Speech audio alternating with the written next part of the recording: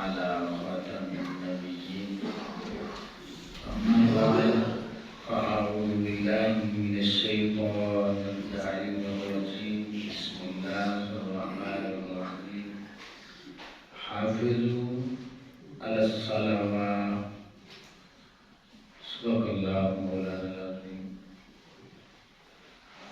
حمد و صلات کے بعد تمامی احباب کو السلام علیکم ورحمۃ اللہ وبرکاتہ۔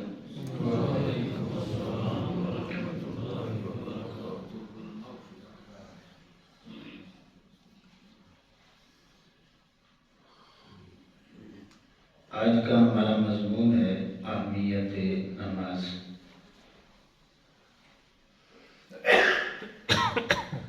بڑا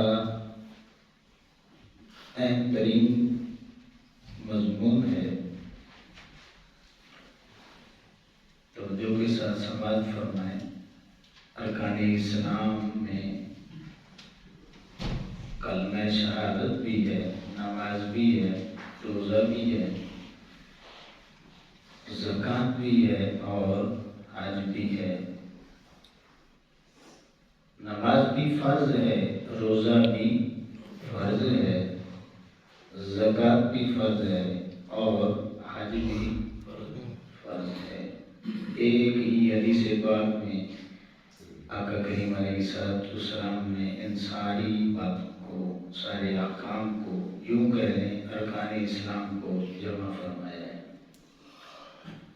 بنی الاسلام علی خمس شہادت اللہ الہ الا اللہ وحدہ لا شریک لہ واشہد ان محمدا عبدہ ورسولہ واقام الصلاۃ وایتاء الزکوٰۃ والحج وصوم رمضان۔ جب ہم قرآن مجید فرقان حمید کا مطالعہ کرتے ہیں تو ہمیں پتہ چلتا ہے کہ اللہ رب العزت نے صرف ایک حکم دیا ہے، پورے قرآن میں صرف ایک حکم دیا ہے، تو حج جو ہے وہ فرض بن گئے۔ جب ہم روزے کے حوالے سے پڑھتے ہیں تو صرف ایک حکم ملتا ہے تو روزہ فرض ہو جاتا ہے۔ جب ہم زکوٰۃ کے حوالے سے پڑھتے ہیں تو کئی بار اللہ رب العزت نے حکم دیا تو زکوٰۃ فرض ہو جاتی ہے۔ مگر نماز کا معاملہ جدا کہنا ہے۔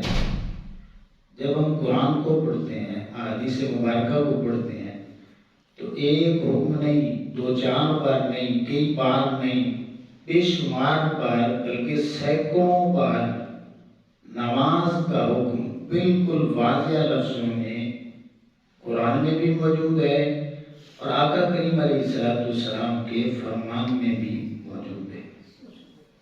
اس سے آپ اندازہ لگائیں کہ نماز کتنا اہم ترین فریضہ ہے۔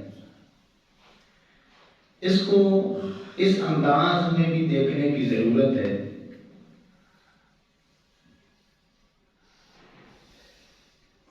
کہ حج جو ہے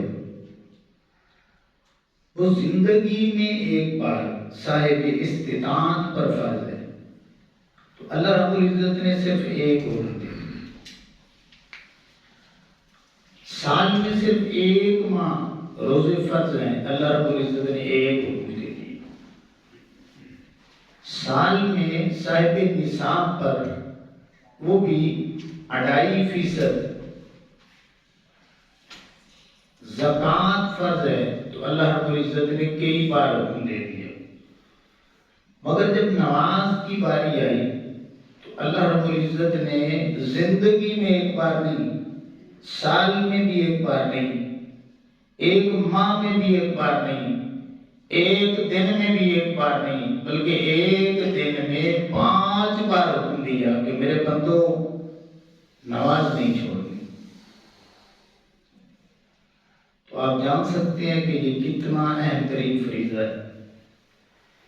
اب بڑی توجہ سے میری بات سننی ہے۔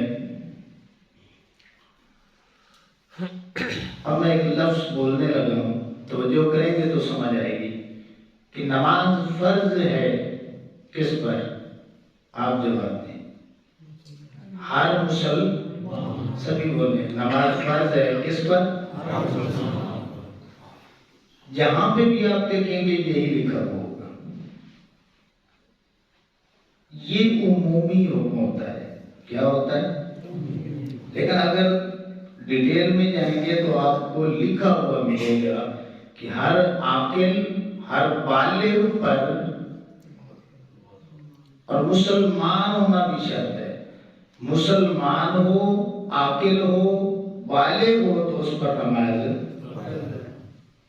اگر عاقل نہیں ہے تو پھر بھی نماز فرض، اگر وہ بالغ نہیں ہے تو پھر بھی نماز فرض نہیں.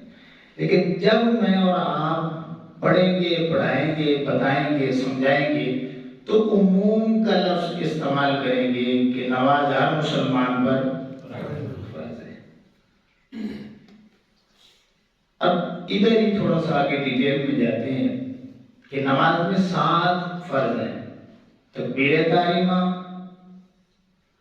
قیام، قرات، رکوع، سجود، قعدہ اخیرہ اور خروج بسنعہ، یہ 7 فرض ہیں. ان 7 فرضوں میں جو دوسرے نمبر پہ ہے وہ قیام فرض ہے یا نہیں ہے؟ تو جب بھی آپ پڑھیں گے، پڑھائیں گے، بتائیں گے تو آپ یہی بتائیں گے کہ قیام فرض ہے. قیام نماز میں قیام مطلب کھڑا ہونا فرض ہے. لیکن اگر کوئی آپ سے پھر پوچھے کہ نہیں یار جو کھڑا نہیں ہو سکتا پھر آپ بتائیں گے کہ وہ بیٹھ کے پڑھ لے. پھر آپ پوچھیں کہ بیٹھ کے نہیں پڑھ سکتا تو پھر آپ کیا کہیں گے؟ لیٹ کے پڑھ لے. لیٹ کے نہیں پڑھ سکتا تو پھر کیا ہے؟ اشاروں سے پڑھ لے. لیکن یہ ساری ڈیٹیل پوچھنے پہ بتائی جائے گی، ادروائز آپ کیا کہیں گے کہ قیام ماشاءاللہ میری باتیں سمجھ آ رہی ہیں. اب جب کہ نماز کے بعد روزے کا نمبر ہے تو روزہ کے حوالے سے جب آپ بتائیں گے تو آپ کیا کہیں گے؟ روزہ ہر مسلمان پہ فرض ہے، قرآن میں بھی ہے. لیکن کیا مسافر پہ روزہ فرض ہے؟ کیا مریض پر روزہ فرض ہے؟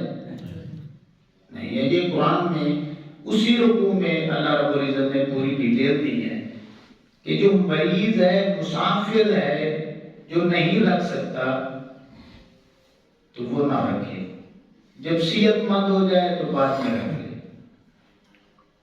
تو یہ اللہ کا حکم ہے، یعنی مریض اور مسافر مستثنیٰ ہے. اب آپ جب زکوٰۃ کا بتائیں گے تو کیا بتائیں گے؟ زکوٰۃ ہر مسلمان پر. تو پھر یہ عموم میں بات ہو رہی ہے.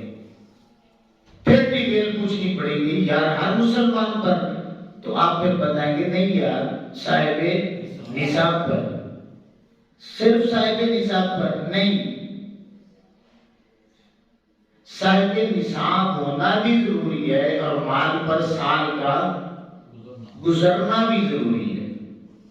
اور پھر 2.5% حساب سے دینا بھی ضروری ہے. یہ ساری شرائط ہے. اگر ان میں سے ایک بھی پوری نہیں ہوتی تو زکوٰۃ. لیکن جب آپ بیان کریں گے تو آپ صرف یہی بتائیں گے کہ زکوٰۃ فرض ہے. اسی طرح حج کی طرف آ جائیں تو آپ جب بھی بتائیں گے تو آپ بتائیں گے کہ حج ہر مسلمان پر. یہ عمومی حکم ہے. جب وضاحت کریں گے تو پھر بتائیں گے کہ حج صاحب استطاعت پر فرض ہے اور پھر زندگی میں ایک بار فرض ہے. تو یہ ڈیٹیلز ہیں، اصول ہیں، عموم ہے. علت کی وجہ سے حکم جو ہے وہ شریعت کے بدلتے رہتے ہیں. علت بیماری کو کہتے ہیں. اب سمجھ لیں پنجابی میں کہ جس طرح پنجابی دے وچ ایک گل تمہیں چنگی طرح سمجھ آنی ہے کہ بیماری بدل جائے تو وہ علاج بھی بدل جاتا ہے.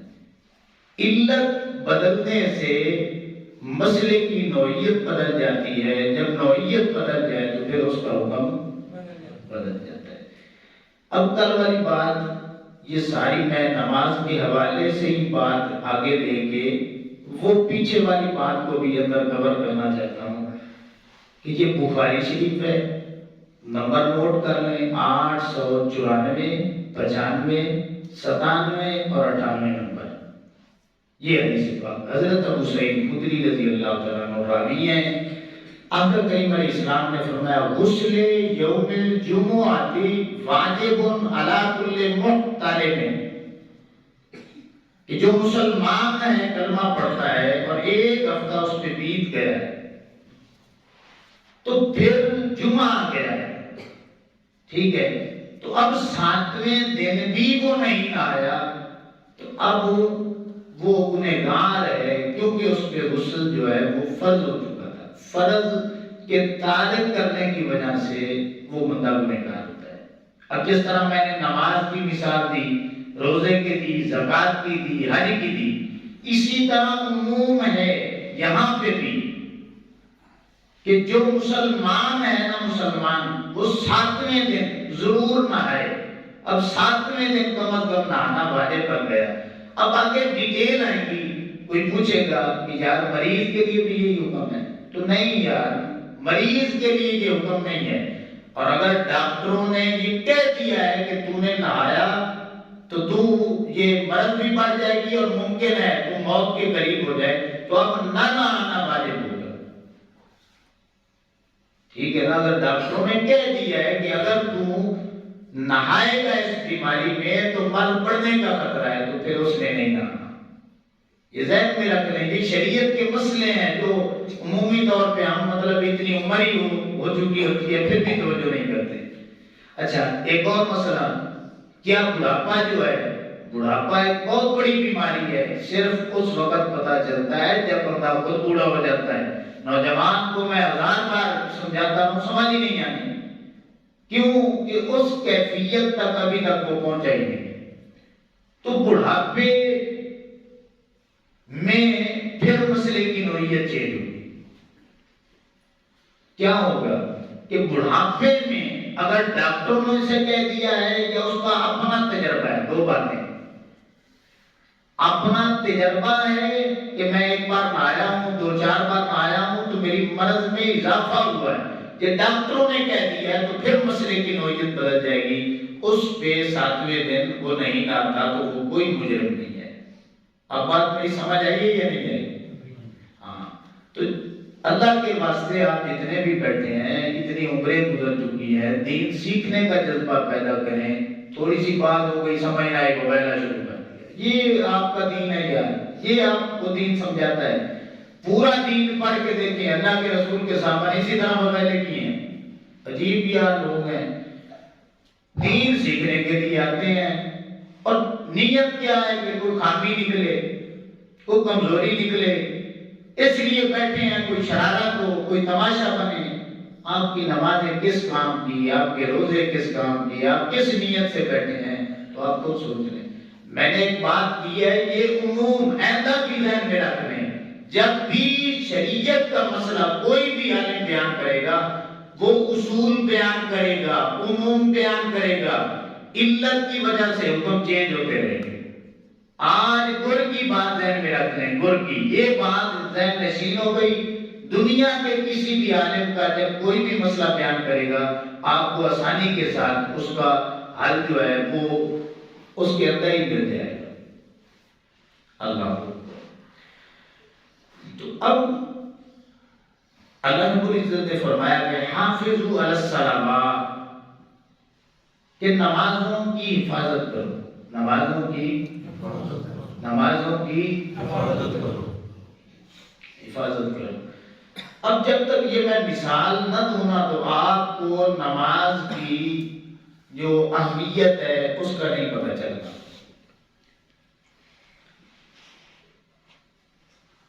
اللہ نے بس حکم دے دیا کہ نمازوں کی حفاظت کرو۔ آپ کے پاس کوئی قیمتی ترین چیز ہے، سونا ہے، چاندی ہے، زیور ہے یا پیسے ہیں، رقم ہے، آپ گھر آتے ہیں اور وہ ساری رقم جو ہے وہ آپ اپنی بیوی کو دیتے ہیں، آپ ایک لفظ بولتے ہیں کہ اس کی حفاظت کرنا، کیا؟ اس کی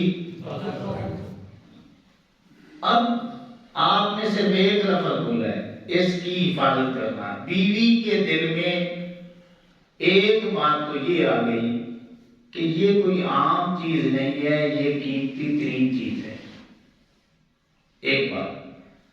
دوسری بات یہ ہے کہ یہ جو میرے خامد نے کہا ہے نا کہ حفاظت کرنا، تو میرے خامد نے یہ نہیں کہا کہ سارا دن کام روک کے بیٹھ جانا، بلکہ کام کرنے ہیں، بیوی کو ٹائم دینا ہے، بچوں کو ٹائم دینا ہے، اپنے معاملات اٹینڈ کرنے ہیں، رزق کمانا ہے، دیگر معاملات کرنے ہیں، اپنے آپ کو بھی وقت دینا ہے، لیکن تیری توجہ اس طرف رہے کہ یہ قیمتی چیز پڑی ہے، دھیان ادھر ہی ہے، ٹھیک ہے نا؟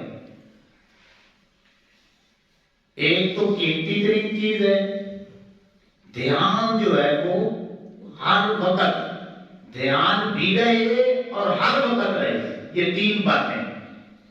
قیمتی ترین چیز ہے، میں نے اس کی حفاظت کرنی ہے کیونکہ میرے خامد نے مجھے کہا ہے، ہر وقت اس کا میں نے خیال رکھنا ہے۔ اب ایمان سے بتائیں اور اس بات کو سمجھے نماز کی اہمیت کو۔ اللہ نے فرمایا کہ میرے بندو میری نماز کی حفاظت کرنا۔ ایک بات تو اللہ یہ بتا رہا ہے اپنے بندوں کو، میرے بندو اسے عام چیز نہ سمجھ لینا، نماز بڑی ہی قیمتی ترین چیز ہے۔ دوسری بات کہ جب اللہ نے یہ بتا دیا کہ نماز کی حفاظت کرنی ہے تو اللہ رب العزت اپنے بندوں کو یہ بات سمجھا رہا ہے، میرے بندو ہر وقت دھیان تمہارا نمازوں کی طرف رہنا چاہیے۔ جس طرح خامد اپنی بیوی کو قیمتی ترین چیز دے کے اس کا قیمتی ہونا بھی بتا رہا ہوتا ہے اور ہر وقت اس کی طرف دھیان بھی کروا رہا ہوتا ہے، اللہ رب العزت نے حفاظت کے لفظ لگا کے اپنے بندوں کو ایک یہ پیغام دیا، نماز قیمتی ترین چیز ہے اور ہر وقت تمہارا دھیان نماز کی طرف رہنا چاہیے۔ آپ گھر جائیں، صبح کی آپ نے نماز پڑھ لی ہے، گھر جا رہے ہیں، آپ کو زور کی فکر لگ جانی چاہیے، یہ اللہ بتا رہا ہے۔ آپ نے زور پڑھ لی ہے، آپ کو عصر کی فکر لگ جانی چاہیے، عصر پڑھ لی ہے، مغرب کی فکر ہو جانی چاہیے، مغرب پڑھ لی ہے، عشاء کی فکر ہونی چاہیے، عشاء پڑھ لی ہے، اللہ فرماتا ہے میرے بندے اب پھر تجھے صبح کی فکر لگ جانی چاہیے، اس کو حفاظت کہتے ہیں۔ تو جس طرح خامد بیوی کو کہہ کے قیمتی ہونا اور ہر وقت دھیان کروا رہا ہے، لیکن باقی سارے کام بھی وہ کروانا چاہتا ہے، رکاوٹ نہیں بن رہا۔ اللہ رب العزت ہر لمحہ نماز کی طرف متوجہ کروا کے وہ آپ کے کام کروانا چاہتا ہے، میرے بندے کرو کام، تجارت کرو، دکانوں پہ بیٹھو، سارے معاملات کرو، کسی کی بھی منع نہیں، کام وہ کرنے ہیں، دھیان نماز کی طرف رکھنا ہے۔ آپ اپنے جانوروں کا چارہ کاٹنے گئے ہیں، چارہ کاٹیں لیکن دھیان کی طرف میں نے نماز پڑھنی ہے۔ آپ گورنمنٹ ملازم ہیں، جاب کر رہے ہیں، بیٹھے ہیں اپنی سیٹ پہ، کرسی پہ، اپنا کام کر رہے ہیں، اللہ فرماتا ہے میرے بندے دھیان تیرا یہ ہو میں نے۔ اب اس سے سمجھ رہے نماز کی اہمیت کتنی۔ تین باتیں قرآن مجید میں نماز کے متعلق آتی ہیں، آج یہ بھی اپنے ذہن سے بات نکال دیں۔ صرف ہم کہتے ہیں کہ نماز کو قائم کرنا ہے، نہیں، تین باتوں کا حکم اللہ نے دیا نماز پڑھنے کا۔ وہ کہاں پہ لکھا ہے؟ سورہ کوثر میں لکھا ہے، پڑھ کے دیکھ لیں اس کا ترجمہ۔ پورے قرآن میں ایک بار اللہ نے حکم دیا نماز پڑھو، کئی بار اللہ نے حکم دیا نماز کو قائم کرو، اور کئی بار اللہ نے حکم دیا نمازوں کی حفاظت کرو۔ یہ تین حکم ہے۔ اب ان میں فرق کیا ہے؟ نماز پڑھو، اللہ فرماتا ہے میرے بندے غور تو کر، بڑا زبان سے جاتا ہے، تو جب پڑھنے کی بات آئی، مالک اپنے بندوں کو متوجہ کر رہا ہے کہ خیالی نماز نہیں پڑھنی کہ میں نے دل میں پڑھ لی ہے، خیالی نماز نہیں ہوتی، زبان سے پڑھنی بھی ہے۔ جب قائم کرنے کی باری آتی ہے تو اللہ فرماتا ہے میرے بندو اب ظاہری اور باطنی تمام لوازمات پورے کرنے ہیں، پوری ادائیگی کرنی ہے، اس میں للہیت بھی ہے، خشوع و خضوع بھی ہے، اور طہارت کے تمام معاملات بھی آتے ہیں، ظاہری آداب بھی ہوں، باطنی آداب بھی ہونے چاہیے۔ تو یہ قائم کرنے کا مفہوم ہے۔ اب تیسری بات اللہ نے فرمائی کہ میرے بندو میری نماز کی حفاظت کرنا۔ کیا مطلب؟ کہ کام دنیا کا کوئی بھی کرو، کوئی بھی بتا دو، حتیٰ کہ سونے بھی لگو، تو تجھے نماز کی فکر ہونی چاہیے کہ میں نے نماز۔ اب آپ کو پتا چلا نماز کتنی اہم ترین عبادت ہے۔ ہم نے اسی نماز کو چھوڑ رکھا ہے۔ یہ جو ایک لفظ ہم بولتے ہیں نا کہ بچے نے قرآن حفظ کیا تو ہم کیا کہتے ہیں کہ حافظ، اس نے حفظ کیا ہوا ہے۔ تو اگر اس نے حفظ نہیں کیا ہوا تو آپ اسے کہتے ہیں کہ یہ حافظ ہے۔ حفظ کا معنی کیا ہے؟ یاد رکھنا، قرآن کو یاد رکھنے والا۔ اللہ نے فرمایا حافظوا علی الصلوات، میرے بندے ایک لمحے کے لیے بھی تیرے دل و دماغ سے یہ بات نہ جائے کہ میں نے نماز جو ہے اس کو چھوڑنا ہے۔ ہر وقت تیرے دل و دماغ میں، خیالوں میں یہ بات ہونی چاہیے کہ میں نے جو ہے وہ نماز پڑھنی ہے۔ پھر آپ نماز پڑھ بھی رہے ہیں، آپ قائم بھی کر رہے ہیں، اور آپ کو نماز کی فکر ہے، تو پھر آپ حقیقی معنوں میں نمازی بن چکے ہیں۔ اللہ اکبر۔ تو امام الانبیاء صلی اللہ علیہ وسلم کے غلاموں آگے چلیں۔ حضرت علی المرتضیٰ شیخ خدا کرم اللہ وجہ الکریم سے پوچھا جاتا ہے کہ کیا آپ کا رب آپ سے باتیں کرتا ہے؟ آپ نے فرمایا ہاں۔ تو پھر اس بندے نے پوچھا کیا آپ بھی اپنے رب سے باتیں کرتے ہیں؟ آپ نے فرمایا میں بھی کرتا ہوں، میرا رب بھی مجھ سے باتیں کرتا ہے، میں بھی اپنے رب سے باتیں کرتا ہوں۔ اس نے پوچھا بڑی عجیب بات ہے، آپ کا رب آپ سے کب باتیں کرتا ہے، آپ اپنے رب سے کب باتیں کرتے ہیں؟ میں بھی اسی دین کا ماننے والا ہوں، مجھے بھی بتائیں۔ آپ نے فرمایا کہ جب میرا دل کرتا ہے کہ میرا رب مجھ سے باتیں کرے تو پھر میں قرآن پڑھتا ہوں۔ جب میرا دل کرتا نا میرا رب مجھ سے باتیں کرے تو پھر میں قرآن پڑھتا ہوں، اور جب میرا دل کرتا ہے کہ میں رب سے باتیں کروں اس وقت میں نماز پڑھنے لگ جاتا ہوں۔ تو نماز پڑھنا گویا اللہ سے باتیں کرنا ہے، اللہ سے باتیں کرنا ہے۔ یہ تمام فرائض نماز کے علاوہ آقا کریم علیہ السلام کو زمین پہ ملتے ہیں، اور یہ نماز جو ہے یہ آسمانوں سے آقا کریم علیہ السلام کو اللہ کی طرف سے یہ خاص تحفہ امت کے لیے آسمانوں پہ نصیب ہوتا ہے۔ مقام قرب میں اللہ رب العزت اپنے حبیب کریم علیہ السلام کو یہ تحفہ عطا فرماتا ہے۔ تو ہم نے یار اس تحفے کو چھوڑ رکھا ہے۔ اللہ اکبر۔ اب یہ جو 5 بار نماز پڑھنا ہے نا، یہ ذہن میں رکھ لیں کہ یہ اللہ رب العزت کا کوئی زبردستی حکم نہیں ہے۔ یہ اللہ رب العزت نے اپنی فضل سے کرم نوازی فرمائی ہے کہ جو میرے ماننے والے ہوں گے نا، مجھ سے محبت کرنے والے، والذین آمنوا اشد حبا للہ، اہل ایمان اللہ سے شدید محبت رکھتے ہیں۔ تو جو شدید محبت رکھتا ہے اس کا ہر لمحہ اس کی محبت میں گزرتا ہے۔ تو میرے بندے مجھ سے باتیں کرنے کے لیے تڑپیں گے کہ مالکہ کوئی ٹائم تو بتاتا، اور میں گنہگار بندہ تو اسے باتیں کر لیتا۔ اللہ فرماتا ہے میرے بندے طلب تیری ہے، اب تجھے اتنا بھی نہیں پتا تو تم میرے ساتھ کتنی بار ملاقات کرے، چلو نماز فرض کر کے 5 وقت مقرر کر لیتے ہیں۔ اب تیرا دل کرے نا، کیونکہ شدید محبت تو کرتا ہے۔ اگر تو کہے میں نہیں کرتا تو ایمان والا نہیں ہے، اور اگر اقرار کرتا ہے تو یہ ہو نہیں سکتا کہ تیرے دل و دماغ میں ہر لمحہ کے لیے میری نماز کی اہمیت نہ ہو۔ تو جب اتنی اہمیت ہوتی ہے، اللہ سے اتنی محبت ہے، تو تیرا دل کرے گا کہ میں اپنے رب سے باتیں کروں۔